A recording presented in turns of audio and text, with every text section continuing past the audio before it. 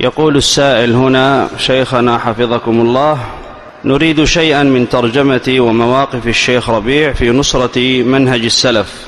كثير من ترجم للشيخ ربيع حفظه الله، وفي موقعه أيضا توجد ترجمة، وهي ترجمة قد كتبت قبل سنوات. على كل حال، شيخنا الشيخ ربيع من مواليد المملكة العربية السعودية، وقد ولد في جنوب المملكة في جازان، في قرية صغيرة، والآن هذه القرية ضمن مدينة صامتة، قرية صغيرة كانت يقال لها الجرادية. وقد ولد في سنة 52 و300، وتوفي أبوه وهو صغير، يعني كان يتيما حفظه الله، لكن أمه والدته قامت به أحسن قيام، ربته وعلمته ودفعته إلى حلق العلم، فحفظ القرآن وتعلم الخط والكتابة وهو في سن 8. بعد ذلك دفع إلى المعهد العلمي ودرس في هذا المعهد.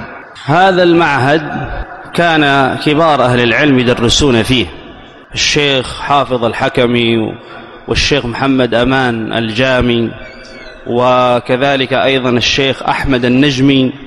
كل هؤلاء كانوا من مشايخ شيخنا حفظهم الله، حفظ الله شيخنا ورحم الله الأموات. بعد ذلك لما درس وحفظ، درس العقيدة، درس الحديث، درس مصطلح الحديث، أخذ بلوغ المرام ونخبة الفكر وكثير من المتون. بعد ذلك رحل إلى الرياض ودرس فترة يسيرة. بعد ذلك لما سمع بالجامعة الإسلامية في المدينة النبوية رجع إلى المدينة ودرس فيها، وكان أول دفعة درست في الجامعة الإسلامية على كبار العلماء سنة 81 و300 و1000، يعني من الآن مرت أكثر من 60 سنة أو قريب 70 سنة. فتخرج من هذه الجامعة بعد 4 سنوات، وكان متفوقا في دراسته، بل كان الأول على الدفعة، أول طالب على الدفعة الشيخ ربيع بن هادي، وبعده بالترتيب الشيخ علي بن ناصر فقيهي رحمه الله، وهو من علماء المدينة وقد مات قريبا رحمه الله وغفر الله له. لما درس في الجامعة درس على الشيخ ابن باز، درس على الشيخ الألباني، درس على الشيخ محمد الأمين الشنقيطي، درس على الشيخ صالح العراقي. كل هؤلاء ماتوا والله يرحمهم ويغفر لهم.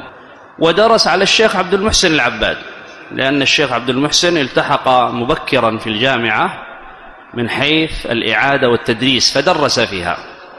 كل هؤلاء درس عليهم واستفاد منهم وتفوق، ثم أخذ الماجستير، ثم أخذ الدكتوراه، وأخذ أرقى الدرجات، فأرقى وأعلى درجة في هذه الدراسات والسلم الأكاديمي وصل إلى أعلى هذه الدرجات، وهو ما يسمى بالأستاذ، البروفيسور، ويقال أستاذ كرسي. ألقاب هي وشهادات، لكنها سبب في أن طالب العلم أو الشيخ أو الدكتور ينطلق ويتمكن من الدعوة، وهذا مشاهد. إذن لما أخذ هذه الماجستير والدكتوراه لم يأخذها من الجامعة الإسلامية، لأن الجامعة كان في بدايتها لم تتهيأ ويترتب أمورها للدراسات العليا. ذهب إلى جامعة أخرى وهي جامعة الملك عبد العزيز، فأخذ الماجستير في سنة 97 و310، سنة 97 و300 و1000. بعدها ب3 سنوات 400 و1000 أخذ الدكتوراه، يعني قبل 46 سنة وهو دكتور. لما أخذ هذه الرسالتين، وكما أشرت هي انطلاقة للعلم وانطلاقة للتأليف ونشر الدعوة، وسبب أيضا في ذلك كله رسالته في الماجستير هي بين الإمامين مسلم والدارقطني. معروف أن الإمام مسلما رحمه الله في الصحيح، وكذلك الإمام البخاري في الصحيح، انتقدهم بعض العلماء على بعض الأحاديث وبعض الحروف، وأكثر الانتقادات في الأسانيد، وممن انتقدهم الإمام الدارقطني، وهو إمام العلل في زمنه، علي بن عمر الدارقطني الشافعي، توفي سنة 85 و300، وألف كتابا عظيما من أعظم كتب الإسلام، هو كتاب العلل، طبع في 16 مجلد مع الفهارس، وله كتاب السنن في 6 مجلدات، وله كتب كثيرة، فانتقدهم. فجاء الشيخ ربيع وهو محدث فنظر في انتقادات الدارقطني لمسلم، هل أصاب في انتقاداته أو لم يصب؟ لهذا كالحكم بينهما، فينظر هل أصاب لم يصب، ثم يقول الحق مع مسلم، الحق مع الدارقطني، بتجرد وبعلم وببحث علمي. هذه الرسالة مفيدة جدا. بعض مشايخنا ممن درسونا وعلمونا في الحديث قالوا والله هذه الرسالة كانت فاتحة خير لنا، عرفنا علم العلل من هذه الرسالة. ومن هؤلاء المشايخ شيخنا مفلح الرشيدي رحمه الله، أيضا من علماء المدينة، وكان متخصصا في علم الحديث وعلم المصطلح، وله مؤلفات كثيرة ومطبوعة. أذكر لما أخبرني بهذا قال لي هذه الرسالة أقول لولا الشيخ ربيع لما جاء مفلح ولا ذهب، كما قال الدارقطني قال لولا البخاري لما جاء مسلم ولا ذهب، وهو تلميذه، والشيخ مفلح تلميذ الشيخ ربيع وهو شيخنا. لهذا أذكر مرة زرنا شيخنا ربيع، أذكر مرة كان معي شيخنا الشيخ مفلح وقال لي نريد زيارة الشيخ ربيع لأنه جاء المدينة لما كان في مكة، فذهبنا ودخلنا على شيخنا الشيخ ربيع. والشيخ مفلح رحمه الله كان أعمش لا يرى، فكنت أقوده حتى إذا أراد القراءة لا يتمكن من القراءة إلا إذا قرب الكتاب هكذا إلى عينه حتى يرى الكتابة. لهذا كنا نقرأ عليه. لما دخل وسلم على شيخنا ربيع سلم عليه وقال يا أستاذ الأستاذين، يا طبيب الحديث وعلله، دعني أقبل يديك، دعني أقبل رجليك، بعد أن قبل رأسه. مع أن شيخنا الشيخ مفلح قال لي الشيخ ربيع وفي المجلس نفسه قال لي هذا الرجل من الخبايا الذين في الزوايا، التقي النقي البعيد عن الناس الذين لا يعرفونه. وكان مجلسا علميا وسأله عن مؤلفاته وشيء من ذلك. فالشاهد أن هذه الرسالة، وأنصح كل طالب علم أن يحرص عليها، لا سيما من كان معتنيا بعلم الحديث وبمصطلح الحديث. إذن هذه رسالته في الماجستير. الدكتوراه حقق كتابا للحافظ ابن حجر في مصطلح الحديث، وهو من أعظم كتب الحافظ، النكت على ابن الصلاح. ابن الصلاح له مقدمة في المصطلح، جاء الحافظ ونكت وعلق عليها، فجاء الشيخ ربيع وحقق هذا الكتاب وطبعه في مجلدين وهو مطبوع. أما باقي المؤلفات فهي كثيرة جدا. والشيخ صالح العراقي كثير منكم قد لا يكون سمع به أو لا يعرفه، هو من العلماء وتوفي قبل أكثر من 40 سنة. وأذكر مرة كنت مع شيخنا الشيخ ربيع قال لي من أعلم الناس بالبدع وبضوابطها وأصولها رجلان، الشيخ الألباني والشيخ صالح العراقي. فهذا الشيخ درس أيضا في الجامعة ودرس عليه الشيخ ربيع واستفاد منه، وأظن توفي سنة 400 وألف، يعني أكثر من 40 سنة. أما بالنسبة للشيخ ربيع مؤلفاته كثيرة جدا، لو جمعت مؤلفات الشيخ وطبعت في مجموع واحد قد تصل إلى 50 مجلد لكثرتها، ولأنه من العلماء المعروفين بكثرة التصنيف. هذه الرسالة الماجستير ورسالة الدكتوراه، وأيضا مما حققه تحقيقا كتاب الحاكم المدخل في 3 مجلدات وهي 4 أجزاء، وحقق كتاب الوسيلة التوسل والوسيلة لشيخ الإسلام تيمية، وله قصة جعلته يحقق هذا الكتاب. وألف أعظم كتاب في المنهج لا سيما في هذا الزمن وبشهادة العلماء يحتاجه بعد أن ظهرت هذه الفرق وانتشرت لا سيما الإخوان والسرورية والقطبية، منهج الأنبياء في الدعوة إلى الله لما قدم له الفوزان الشيخ صالح حفظه الله أثنى عليه وقدم بمقدمة طويلة ولخص شيئا من الكتاب. أيضا من كتبه منهج أهل السنة أو منهج الإمام مسلم في صحيحه، ومنهج أهل السنة في نقد الطوائف والرجال، وهو أيضا من أجمل الكتب، من الكتب المنهجية المفيدة التي ينبغي بل قد يجب على طلاب العلم أن يقرؤوها ويستفيدوا منها ويفهموها حتى يعرفوا المنهج السلفي. فكتب الشيخ ربيع لو كان تقدم به الزمان لكان في مصاف العلماء الكبار، تأخر به الزمان فكتب لنا لما ينفع هذا الزمن ولما يفهمه أهل الزمن، وإلا هو والله يمثل في هذا الزمن مع إخوانه العلماء، هم علماء الدنيا كشيخ الإسلام في زمنه وابن القيم، وهكذا كلما ارتقينا قرن بعد قرن. كما قال أحدهم في شيخ الإسلام، قال لو تقدم الزمان بشيخ الإسلام لكان في مصاف الأئمة الأربعة، وهكذا الشيخ ربيع لو تقدم به الزمان لكان في مصاف شيخ الإسلام وابن تيمية وشيخ الإسلام ابن القيم. لهذا لما التقى به الشيخ عبد السلام برجس رحمه الله وقد توفي قال له، قال يا شيخ ربيع سيأتي يوم سيبحث الناس عن كتبك كما بحثوا عن كتب شيخ الإسلام تيمية، هكذا قال له. كذلك من كتبه النفيسة، وبعضها مؤلفات صغيرة لكنها نفيسة وجميلة ومفيدة، مكانة أهل الحديث، رسالة صغيرة من أجمل ما كتب حفظه الله.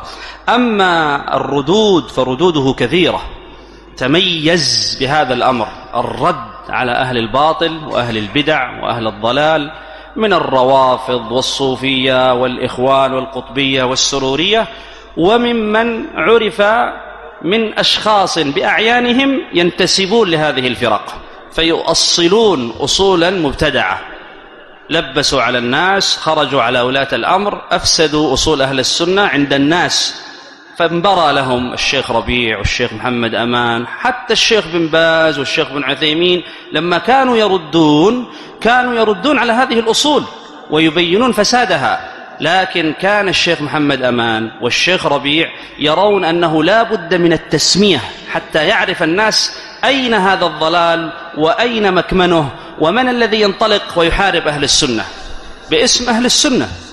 فكان المشايخ يحبون هذا من الشيخ ربيع، فالشيخ ابن باز كتب له قال رد على فلان، بل لو أخطأ ابن باز رد عليه يا شيخ ربيع، وقد سمعنا هذا من الشيخ ربيع حفظه الله. الشاهد أن ردوده كثيرة، ومن أجمل ردوده والتي قال بعض أهل العلم عنها بسبب هذه الردود أسقط الشيخ ربيع الفرض عنا لأنه كفانا، فكان فرضا كفائيا، لو لم يرد الشيخ ربيع لكنا آثمين. ومنها الردود على سيد قطب، وهي للحمد لله كثيرة نافعة، كتب نافعة، على رأسها كتاب أضواء إسلامية على عقيدة سيد قطب وفكره، والقواصم أو ماذا العواصم مما في كتب سيد قطب من القواصم. هذا الكتاب لما وصلت إلينا مكتبة الشيخ الألباني رحمه الله، قد أوقفها في الجامعة الإسلامية، أول ما وصلت ذهبت إلى المكتبة ودخلت ونظرت فيها، وكنت أطلع على كتابات الشيخ وتعليقات الشيخ الألباني، هي كتب الشيخ ناصر التي كان يقرأ منها ويستفيد منها ويؤلف، فوجدت هذا الكتاب مع الكتب العواصم مما في كتب سيد قطب من القواصم. فماذا وجدت بخط الشيخ الألباني؟ يشكر الشيخ ربيع في آخر الكتاب بخطه: كل ما رددته يا شيخ ربيع حق وصواب، فقد بينت لنا أن سيد قطب جاهل في أصول الدين وفي فروعه، ما يعرف شيئا، وهذا من باب ذكر الفضل لأهله، ولا يعرف الفضل لأهله إلا ذووه. رحم الله الشيخ الألباني، وهو الذي أطلق على الشيخ ربيع بقوله أو وصفه بقوله حامل راية الجرح والتعديل، يعني هذا العالم وهو من تلاميذه، هذا إذا تكلم في الجرح والتعديل هذا حامل الراية، كما كان في ذاك الزمن شعبة ويحيى بن معين وأحمد، وكل في زمنه وفي عصره، كذلك في هذا العصر هذا الذي هو يحمل راية الجرح والتعديل، لأنه عندما يتكلم بضوابط وأصول أهل الجرح والتعديل. لو كان يخالف أصول أهل الجرح والتعديل لما أقره الألباني، والألباني إمام من أئمة المحدثين ويعرف الضوابط والأصول، بل لا يوجد أعلم منه في هذا العلم، أي علم المصطلح والحديث والجرح والتعديل، فيشهد لتلميذه بأنه قد تخصص في هذا. لهذا هذه الكلمة أزعجت أهل البدع وأزعجت أهل الضلال أيما إزعاج. لماذا؟ لأنهم يعرفون أن الشيخ ربيع قد رد عليهم ورد على كبرائهم وسادتهم من أهل البدع والضلال. فالشيخ الألباني بعد ذلك رموه بالإرجاء، ولم يدافع عنه وينبري لهؤلاء إلا الشيخ ربيع، انبراء ودفاع الشيخ ربيع. أما العلماء الكبار دافعوا وبرؤوه من الإرجاء، كالشيخ ابن باز والشيخ ابن عثيمين وكثير من العلماء الكبار رحمهم الله. إذن هذه بعض الكتب، لأن الكتب كثيرة التي رد على سيد قطب. عنده كتاب آخر الحد الفاصل بين الحق والباطل، رد فيه على بكر أبي زيد عندما أخطأ ودافع عن سيد قطب. وأيضا له رسالة جميلة جدا، ينبوع التكفير، بين أن هذا الينبوع يجب معرفته ويجب ردمه، وبين في هذا الكتاب أن ينبوع التكفير هو سيد قطب. لا يوجد تكفير مثل التكفير الذي يوجد في كتب سيد قطب، يكفر الأمة كلها والمجتمعات الإسلامية كلها، وما كان يصلي الجمعة مع الناس لأنهم يراهم كفارا. وزد إلى ذلك أنه حتى المؤذن الذي يؤذن يقول أشهد أن لا إله إلا الله كافر، وأشد كفرا من الكافر الأصلي، لأنه يقول أشهد أن لا إله إلا الله وهو لا يعرف الحاكمية، إذن هو كافر. هكذا صرح، اقرأ في الظلال في سورة يونس والتوبة والأنفال، 150% تكفير. لهذا لا تستغرب عندما ترى هؤلاء الدواعش والقاعدة والنصرة وكل هذه الفرق الضالة الهالكة من الخوارج وغيرهم قد تأثروا بهذه الكتب، فدماء وقتل وتفجير. وإذا سألتهم وجدت معهم الظلال، وجدت معهم معالم في الطريق، وهو أصول ألف فيها سيد قطب أصول التكفير، معالم في الطريق. ومن كتبه أيضا التي رد فيها على سيد قطب كتاب خاص في الصحابة، مطاعن سيد قطب في أصحاب النبي عليه الصلاة والسلام. إذن هذه فقط التي فيها الرد على من؟ على سيد قطب. أما ردوده رد على الغزالي، رد على سلمان العودة، رد على عبد الرحمن عبد الخالق، رد كذلك أيضا على عدنان عرعور وعلى عبد اللطيف باشميل وعلى موسى الدويش. وكل هذه الردود مطبوعة ومخدومة وفيها أصول أهل السنة، وكل من قرأ هذه الردود استفاد وعرف منهج أهل السنة، لأن هؤلاء أهل ضلال مشوشون يغيرون هذه الأصول بتلبيس، فيلبسون الحق بالباطل. فيأتي عالم مثل الشيخ ربيع وهو حامل راية الجرح والتعديل فيكشف هذا الضلال. وكم والله من مسائل يأتي أناس ونسمعهم ويقولون للشيخ والله يا شيخ ما كنا نعرف هذه المسألة حتى قرأنا ردك على فلان، كخبر الآحاد وقاعدة التثبت. رد الشيخ على الحجوري والمأربي، ورد على أيضا حسن فرحان المالكي الذي شوش على دعوة الإمام المجدد محمد بن عبد الوهاب. وكل هذه الردود مطبوعة. ولهذا نحن نقول لأهل البدع والضلال هذه كتب الشيخ ربيع، هذه مصنفاته رآها العلماء أثنوا عليها. كل من عرف الشيخ ربيعا من أهل السنة عرفوا علمه وعرفوا مصنفاته وكتبه ومؤلفاته فأثنوا عليه. فهذا الميدان تفضلوا، لا تجد من هؤلاء إلا السب والطعن والتشويش. مرة يقولون هذا جاسوس، ومرة يقولون هذا مع المخابرات المصرية ولا السعودية ولا الإيطالية، ومرة يقولون هذا مرجئ مع الحكام. وهكذا من الطعونات. طرد من المدينة، طرده الأمير فلان أو طرده فلان الفلاني لأنه تكلم في فلان، أصابه الله بكذا وكذا. صاحب مجالس سرية كطريقة الخوارج، كل هذا كذب. وأتحدى أهل البدع والضلال أن يأتوا بدليل على هذا الذي يقولوه، إنما والله هو الكذب والضلال، ما صدقوا وما كانوا صادقين.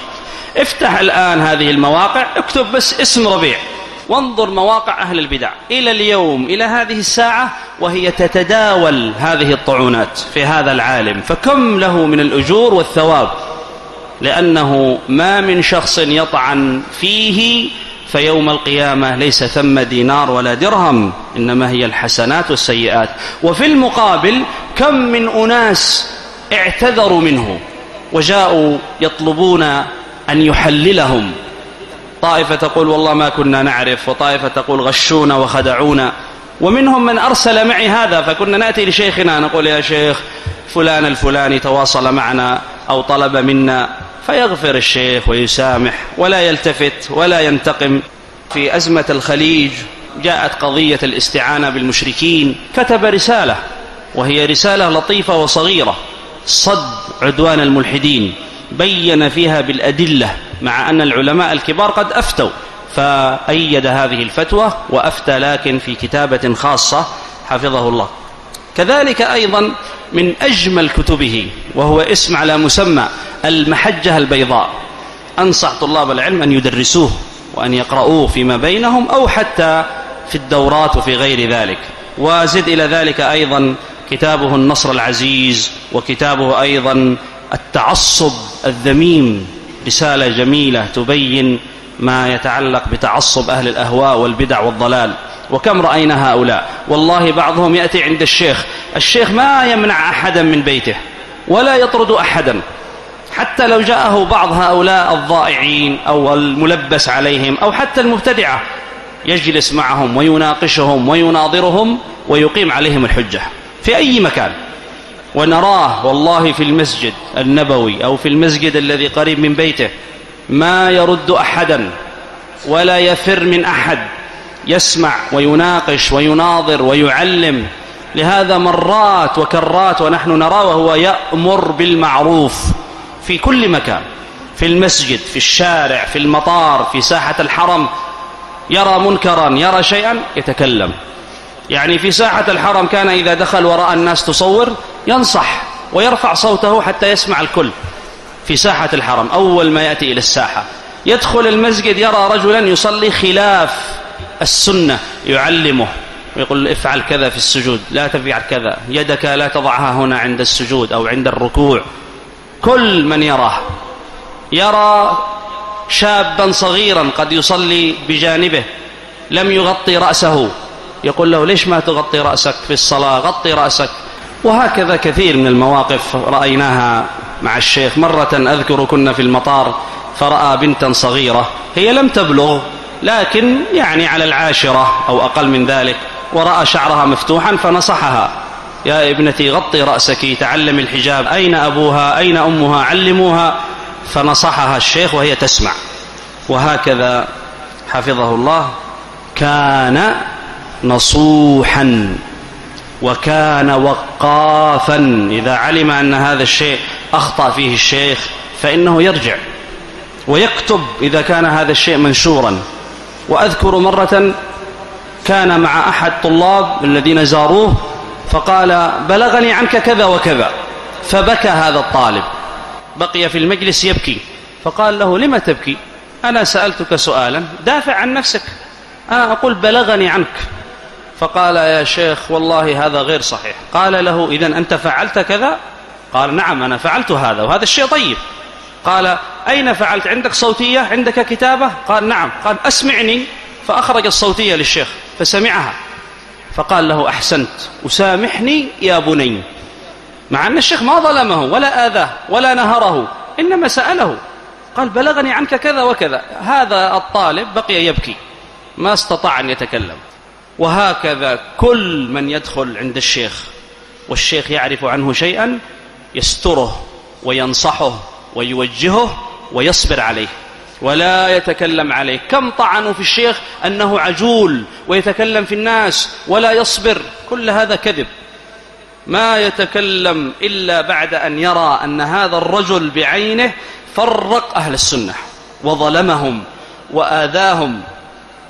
وهذا أنتم تعرفوه، كثير من الفتن عاصرتموها ورأيتموها. إذن هذه بعض مؤلفات الشيخ حفظه الله، كذلك من أجمل ردوده وهي كذلك في مصطلح الحديث، لما رد على المليباري ورد على أبي غدة ورد على محمد عوامة ورد على الحجوري في الإصابة. أما مسألة يعني بكاء الشيخ ورقة الشيخ دمعته في عينه، كم من مجالس والله ونحن معه والشيخ يتأثر ويبكي. كنت معه مرة وحدي أنا والشيخ، ما معنا أحد، فذكر أمرا يتعلق بالصبر والدعوة والتآلف ولا بد أن يجتمع أهل السنة، ثم ذكر بعض مشايخه، وأظنه أيضا من مشايخه الذين ذكرهم الشيخ صالح العراقي وغيره، ثم وهو يتكلم بكى على ما يحصل من بعضهم، كيف يحبون الفرقة وكيف لا يريدون الاجتماع إلا بأذية أهل السنة والطعن في أهل السنة. ومرة وهو يقرأ من كتابه وأنا بجانبه أستمع له، يقرأ من كتابه في الرد على الروافض في طعنهم في عائشة، فكان يذكر كلامهم من كتبهم ثم يرد، والكتاب مطبوع قد انتشر، لكن الشيخ كان يحتاج أن يقرأ فيه في هذا الموضع. فلما قرأ طعوناتهم في عائشة تأثر من كلامهم الخبيث الفاجر، كفرة فجرة، وهم يطعنون في أعظم عرض النبي عليه الصلاة والسلام. وهذا كما أشرت شيء كثير، وكما أشرت أيضا محبته لأهل السنة ودفاعه عن أهل السنة ورفع الظلم عن المظلومين ولو كانوا صغارا. والله لو كان من أصغر الطلاب ووقع عليه ظلم لا يسكت الشيخ ربيع، فيه من الكرم، فيه من الشجاعة. أذكر مرة جاء طالب من الطلاب وأنا مع الشيخ، فسلم على الشيخ، فنزل إلى يد الشيخ وقبل يد الشيخ، والشيخ لا يحب أن أحدا يقبل يده إلا طلابه المقربون له، هؤلاء الشيخ يأذن لهم، فهذا نزل بالقوة وقبل يده وسجد على يد الشيخ، فغضب الشيخ غضبا شديدا. يعني هو أولا ما أذن له ولا يحب أن يقبل يده، فكيف بالسجود على اليد؟ فزجره ونهره وقال: أنت سلفي ولا صوفي؟ نحن سلفيون ولا صوفيون؟ كيف تفعل هذا الفعل؟ أخطأت. وقال: اعذرني يا شيخ وسامحني. فالشيخ بعد ذلك علمه وقال: لا تفعل هذا ولا تعود إليه. إذن هذا الذي يتعلق بسيرة أو مواقف، وهي قليلة جدا. نحن ما لازمنا الشيخ كثيرا أو أننا نتبجح أننا من أوائل الطلاب. عرفنا الشيخ من زمان ونحن في اليمن، وأول لقاء بالشيخ كان 1419، نحن في المدينة وهو في مكة، لكن كنا دائما نزوره، ثم انتقل إلى المدينة وكانت هنا الملازمة أكثر، حفظه الله ورعاه.